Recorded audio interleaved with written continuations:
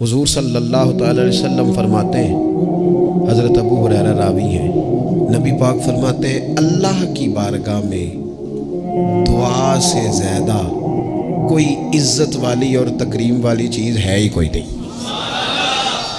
वो बड़ा मुअज़्ज़ज़ है बंदा, बड़ा मुकर्रम है वो बंदा, रब की बारगाह में बड़े एज़ाज़ वाला है जो रब की बारगाह में दुआ मांगता है। इससे बड़ी इज़्ज़त और तकरीम वाली शय ही कोई नहीं। और यार, लोगों की किसी बड़े आदमी से मुलाकात हो जाए तो फ्रेम करा के फ़ोटो लगाइए, सारी ज़िंदगी उस चीज़ को बेचा है। वो समझता है बड़ा एजाज़ है, इतने बड़े बंदे ने मुझे सामने बिठा लिया और बिल्कुल तन्हाई में 1 to 1 मुलाकात, और उसने मुझे कहा आप खुद बयान करें जी क्या मसला है, मैं आपका हल करता हूँ। कितनी बड़ी तकरीम की बात है।